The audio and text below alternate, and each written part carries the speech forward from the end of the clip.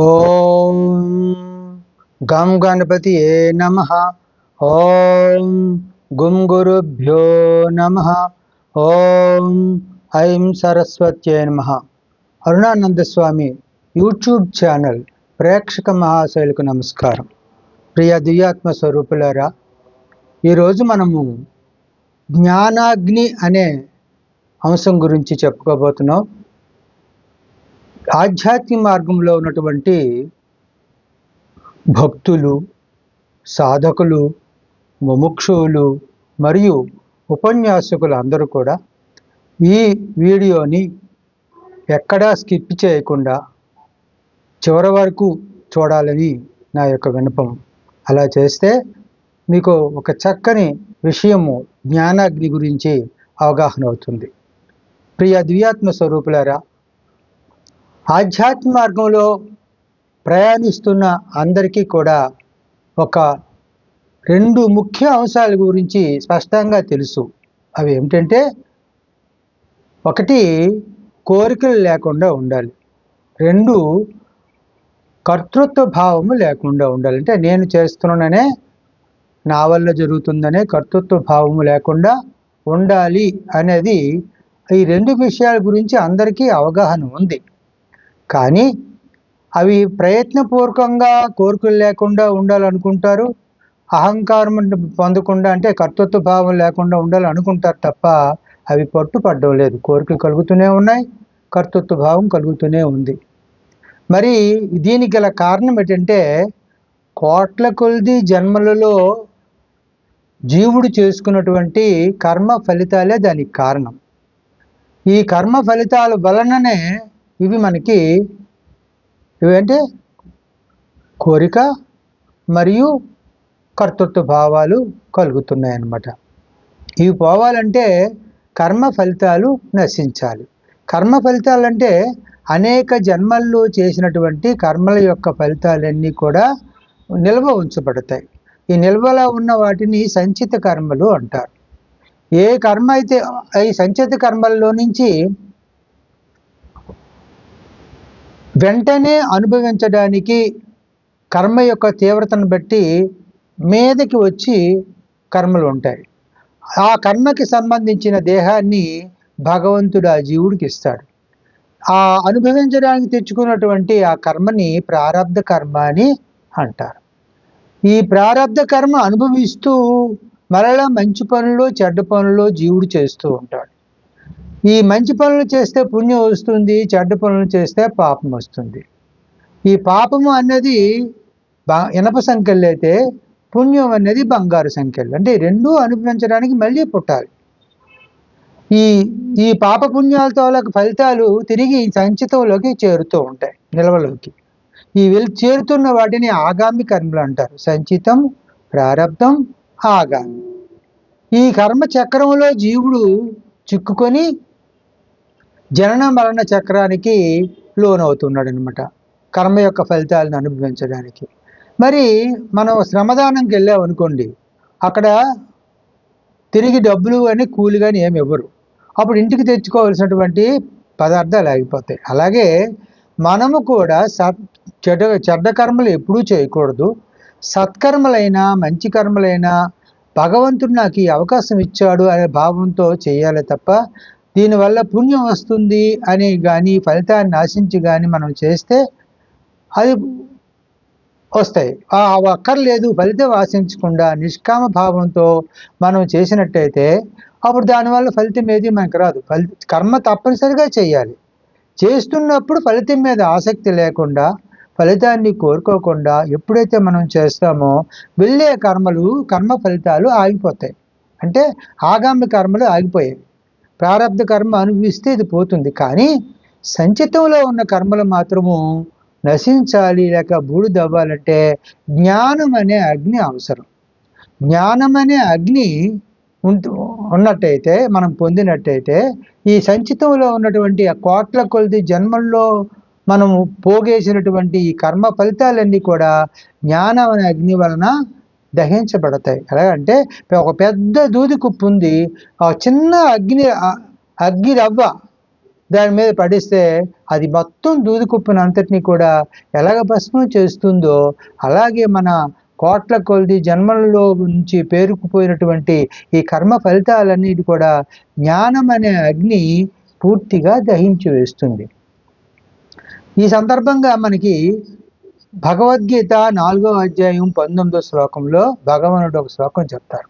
ఏమిటంటే అది యస్య సర్వే సమారంభాః కామ సంకల్ప వర్జితాః జ్ఞానాగ్నిదగ్ధ కర్మాణం తమాహుః పండితం బుధాః అని చెప్తారు. యస్య సర్వే సమారంభాః కామ సంకల్ప వర్జితాః, ఎవని యొక్క సమస్తములైన కర్మలు కామం అంటే కోరిక కానీ, సంకల్పం అంటే నేను చేస్తున్నాననే కర్తృత్వ భావం కానీ లేకుండా ఉంటాయో, జ్ఞానాగ్ని దగ్ధ కర్మాణం, జ్ఞానమనే అగ్ని చేత దహించబడి ఉంటాయో, తమాహుం పండితం బుధాహ, అతనిని విజ్ఞులు పండితుడని అంటారని చెప్పారు. అయితే ఇక్కడ మనము యస్య జ్ఞానాగ్ని దగ్ధ కర్మాణం, ఎవని యొక్క కర్మలైతే జ్ఞానమనే అగ్ని చేత దహించబడతాయో, తస్య సర్వే సమారంభాః కామ సంకల్ప వర్జితాః, అతనికి అతని యొక్క సమస్తమైనటువంటి కర్మలు పనులన్నీ కూడా కామము కానీ సంకల్పము కానీ లేకుండా ఉంటాయి. కానీ కోరిక కానీ నేను చేస్తున్న కర్తృత్వ భావం కానీ లేకుండా ఉంటాయి. అంటే ఏంటి? జ్ఞానమనే అగ్ని చేత సంచితములో ఉన్నటువంటి సమస్తమైన కర్మలు దహించబడాలి. అయితే మరి జ్ఞానం అంటే ఏంటి? జ్ఞానం అంటే మనకి జీవుడు తానెవరో మర్చిపోయాడు. మర్చిపోవడం వలన తాను కానటువంటి శరీరము, మనస్సు, బుద్ధులను, ఇంద్రియాలని తానుగా భావిస్తున్నాడు. ఇది అజ్ఞానం. తనెవరో, తాను సాక్షాత్తు పరబ్రహ్మ స్వరూపమే అయినా అది మర్చిపోవడం అనేది అజ్ఞానం. ఇప్పుడు తాను పరమాత్మ స్వరూపుడినే, నేను ఇవేవి కాదు అని గుర్తు తెచ్చుకోవడమే జ్ఞానం. ఈ జ్ఞానం మరి పొందడానికి ఏం చేస్తున్నాము? ఇందులో 2 స్థాయిలు ఉన్నాయి. ఒకటి జ్ఞానము, రెండోది అనుభవ జ్ఞానం. జ్ఞానం పొందడానికి సద్గ్రంథాలు చదువుతారు, సత్సంగాలకి వెళ్తారు, అలాగే ఆధ్యాత్మిక సభల్లో పాల్గొంటారు. ఇక్కడ చదవడం ద్వారా, వినడం ద్వారా పొందినటువంటి జ్ఞానాన్ని ఏమంటారు? మాటలతో విన్నారు, దీన్నే వాచా జ్ఞానము అంటాం, పుస్తక జ్ఞానం అని అంటాం. దీన్ని ద్వారా మాత్రమే పరిపూర్ణ జ్ఞానం కాదు. దీని తర్వాత స్థాయి అయినటువంటి అనుభవ జ్ఞానాన్ని పొందినప్పుడే మన తాలూకు సంచితంలో ఉన్నటువంటి కర్మలన్నీ కూడా బూడిదవుతాయి. అందుకే దేవానంద స్వామిజీ అనేవారు, పుస్తక జ్ఞానం కాదు మస్తక జ్ఞానం ఉండాలంటే వాచా జ్ఞానాన్ని పుస్తక జ్ఞానం అన్నారు. వాచా అంటే మాటలతో చెప్పుకున్నటువంటి జ్ఞానాన్ని వాచా జ్ఞానం, దీన్నే పుస్తక జ్ఞానం అంటాం. మస్తక జ్ఞానం అంటే మన బుర్రలో నిక్షిప్తమై ఉండాలి, అనుభవ జ్ఞానం కావాలని దేవానంద స్వామి వారు మనకి చెప్పారనమాట. మరి అనుభవ జ్ఞానాన్ని పొందడం అంటే ఎలా, ఎవరి దగ్గరికి వెళ్ళాలి? దానికి కూడా మనకి కృష్ణ భగవానుడు మనకి ఒక శ్లోకం చెప్పారు. తద్విద్ధి ప్రణిపాతేన పరిప్రశ్నేన సేవయా ఉపదేక్షంతి తే జ్ఞానం జ్ఞానినః తత్వదర్శినః. జ్ఞానినః తత్వదర్శినః, భగవతత్వాన్ని యథార్థంగా దర్శించి తెలుసుకున్నవారంటే ఆత్మసాక్షాత్కారం పొందినటువంటి మహాత్ముల్ని ఆశ్రయించి వాళ్ళకి సేవ చేసి సాష్టాంగ ప్రణామం చేసి వినయంతో ప్రశ్నిస్తే వాళ్ళు నీకు ఈ జ్ఞానాన్ని అందిస్తారని భగవానుడు మనకి భగవద్గీతలో తెలియచేశారు.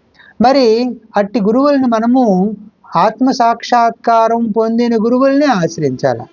తానే ఆత్మసాక్షాత్కారం పొందకపోతే మరి తర్వాత వాళ్ళకి ఎలా చెప్పగలడు? తనకి తెలిస్తే చెప్పగలుగుతాడు. ఇది ఎలా ఉంటుందంటే, ఒక గుడ్డివాడు మరొక గుడ్డివాడిని ఊత తీసుకుని వెళ్ళట్టు ఉంటుంది. వాడికే కనబడదు, ఇంకొకడికి ఏం చూపిస్తాడు? అలాగనే అంచేత ఆత్మసాక్షాత్కారం పొందినటువంటి గురువుల్ని మనము ఆశ్రయించి వాళ్ళ దగ్గర మంత్రదీక్ష తీసుకోవాలి. ఇష్టదైవ మంత్రదీక్ష తీసుకుంటే జపము ధ్యానము అనే సాధన నిరంతరం చేస్తూ వాళ్ళ దగ్గర జ్ఞానాన్ని పొందాలి. కానీ చాలామంది ఏం చేస్తూ ఉంటారంటే మంత్రదీక్ష తీసుకుంటారు, జపము ధ్యానం చేసుకుంటూ ఉంటారు, మళ్ళీ ఆ గురువు దగ్గరికి ఎప్పుడు కూడా వెళ్ళరు. అంటే జ్ఞానాన్ని పొందడానికి ప్రయత్నం చేయరు. దీనివల్ల ఏమవుతుందంటే జపధ్యానం చేయడం వలన పవిత్రత వస్తుంది, ఈ భగవత్ అనుగ్రహం కలుగుతుంది, ఈ జీవితం అంతా కూడా సుఖంగా సాగుతుంది. కానీ మోక్షము రాదు, ఆత్మసాక్షాత్కారం కలగదు, అజ్ఞానం తొలగిపోదు. కారణం ఏంటంటే ఆయనకి జ్ఞానం కలగలేదు. కాబట్టి జ్ఞానం పొందడానికి గురువు దగ్గరకు ఇట్లా జపధ్యానాలు చేస్తూ గురువు దగ్గర కూర్చొని జ్ఞానాన్ని పొందరు. దాన్నే ఉపనిషద్ అంటారు. ఉప అంటే గురువు సమీపమున, నీ అంటే కూర్చొని, శ్రద్ధ అంటే జ్ఞానాన్ని పొందడం. అంచేత గురువు దగ్గర కూర్చొని గురుముఖంగా జ్ఞానాన్ని పొందినప్పుడు మనకి గురువు ఏం చేస్తారంటే క్రమక్రమంగా జ్ఞానంలో ఒక్కొక్క మెట్టు ఎక్కించి నీ బుద్ధి ఎప్పుడైతే పరిపక్వం అవుతుందో అప్పుడు బ్రహ్మోపదేశం చేసి ఆత్మసాక్షాత్కారాన్ని కలిగిస్తారు. బుద్ధి పరిపక్వం అయ్యే వరకు కూడా జ్ఞానంలో ఒక్కొక్క మెట్టు మిమ్మల్ని గురువు ఎక్కిస్తారనమాట. ఇక్కడ ఒక ఉదాహరణ చెప్పుకోవచ్చు. ఒక పప్పు ఉందనుకోండి, పప్పు ఉడకబెట్టినప్పుడు ఉప్పు ఎప్పుడు వేస్తాము? బాగా పూర్తిగా ఉడికిన తర్వాత ఉప్పు వేస్తాం. ఉడకక ముందు ఉప్పు వేసాం అనుకోండి, ఆ నీళ్ళు ఇంకిపోయినా స్టవ్లో గ్యాస్ అంతా అయిపోయినా సరే ఆ పప్పు ఉడకదు, అంచేత వ్యర్థం అవుతుంది. అందుకే గురువులు నీ బుద్ధి ఎప్పుడైతే వికసించి పరిపక్వం అవుతుందో అప్పుడు బ్రహ్మోపదేశం చేస్తారు. అంతవరకు జ్ఞానాన్ని ఒక్కొక్క మెట్టు ఎక్కిస్తారనమాట. మరి ఇక్కడ ఇలా ఎప్పుడైతే ఎక్కించి నీకు గురువు పూర్తిగా ఆత్మసాక్షాత్కారాన్ని కలిగించి యథార్థంగా నిన్ను నువ్వు తెలుసుకునే పరిస్థితి వస్తుందో అప్పుడు నువ్వు జ్ఞానాన్ని పొందినట్లు లెక్క. అట్టి జ్ఞానం, అనుభవ జ్ఞానం వలన మన యొక్క కోరికలన్నీ పోతాయి, కోరికలు ఇంక ఉండవు. కర్మలను కూడా ఫలితాన్ని ఆశించకుండా చేయడం దానంతటి అదే జరుగుతుంది. అంచేత అట్టి పరిస్థితికి, ఎందుకంటే పరమాత్మకి ఎట్టి వికారాలు ఉండవు. నువ్వు పరమాత్మ స్వరూపుడివే వెలుగుతావు కనుకన ఇంకా నీకు ఏ వికారాలు, కోరికలు కానీ కర్తృత్వ భావం కానీ ఇవేవీ లేకుండా హాయిగా ఆత్మస్వరూపంతో పరబ్రహ్మమే వెలుగొందడం జరుగుతుంది. ఇక్కడ మనము ఒక చిన్న ఉపమానం చెప్పుకోవచ్చు. ఏంటో ఉపమానం అంటే, ఈ పప్పు ఉడకబెట్టడం తీసుకుందాం. పప్పు ఉడకబెట్టడానికి వేడి కావాలని పప్పు పొట్లం తీసుకొచ్చి పొయ్యి పక్కన పెట్టామనుకోండి, ఏమవుతుంది? పొయ్యి నుంచి వేడి తగులుతుంది, కానీ ఆ పప్పు ఉడుకుతుందా? ఉడకదు. అలాగే ఉంటుందన్నమాట. మనము సద్గ్రంథాలు చదవడము, సత్సంగాలకు వెళ్ళడము, ఆధ్యాత్మిక సభల్లో పాల్గొనడం వలన నీవు వెళ్ళి అక్కడ ఉన్నటువంటి అదంతా వేడే, కానీ నీకు ఆత్మసాక్షాత్కారానికి, అనుభవ జ్ఞానం కలగడానికి ఉపకరించదు. అది అగ్నే, కానీ పొయ్యి పక్కని పొట్లం పెడితే ఆ వేడి తగులుతుందే కానీ అది ఎలా అయితే ఉడకదో, మనం వీటిలన్నిటిలో పాల్గొన్నా సరే బాగుంది అని జ్ఞానం అర్థమవుతుంది తప్ప మాటల రూపంలో అనుభవానికి రాదనమాట. మరి అనుభవానికి ఎప్పుడు వస్తుంది? ఇప్పుడు పప్పు ఉడకబెట్టడానికి ఏం చేస్తాం మనము? ఒక పాత్ర తీసుకొని అందులో పప్పు వేసి, నీళ్లు వేసి, పొయ్యి మీద పెట్టి కిందన మనం మంట పెట్టినట్టయితే, అగ్నితో మంట పెట్టినట్టయితే అది క్రమంగా ఆ నీళ్లు వేడెక్కి అప్పుడు పప్పు ఉడుకుతుంది. అలాగే మన బుద్ధి కూడా పరిపక్వం చెందాలి అంటే, వికసించాలంటే, జ్ఞానంతో వికసించాలంటే గురువు దగ్గర ఆత్మసాక్షాత్కార శిక్షణ తీసుకోవాలి. ఆత్మసాక్షాత్కార శిక్షణ అనేది పాత్ర అయితే, నీ బుద్ధి అనేది పప్పు. ఆ శిక్షణలో నీ బుద్ధి పెట్టాలి. బుద్ధి పెట్టి అప్పుడు నువ్వు క్రమంగా ఇక్కడ వైరాగ్యం అనే నీళ్ళు అవసరం. వైరాగ్యం అనే ఆత్మసాక్షాత్ శిక్షణ అనేది పాత్ర, అందులో బుద్ధి అనే పప్పు, దాంట్లో వైరాగ్యం అనే నీళ్ళేసి జ్ఞానం అనే అగ్నితో మనం మంట పెడితే క్రమంగా బుద్ధి వికసిస్తుంది అనమాట. వికసించి మెత్తబడినప్పుడు అప్పుడు గురువు, మన ఉప్పు ఎలాగైతే వేస్తామో గురువు మనకి బ్రహ్మోపదేశం చేసి ఆత్మసాక్షాత్కారాన్ని కలిగిస్తారనమాట. ఒకవేళ ఇక్కడ నీకు నీరు వేయలేదు అనుకోండి, నీరు వేయకపోతే ఏమవుతుంది? ఆ వేడి జ్ఞానాగ్నికి పప్పు అంతా కూడా మాడిపోతుంది తప్ప ఎట్టి ఉపయోగం లేదు.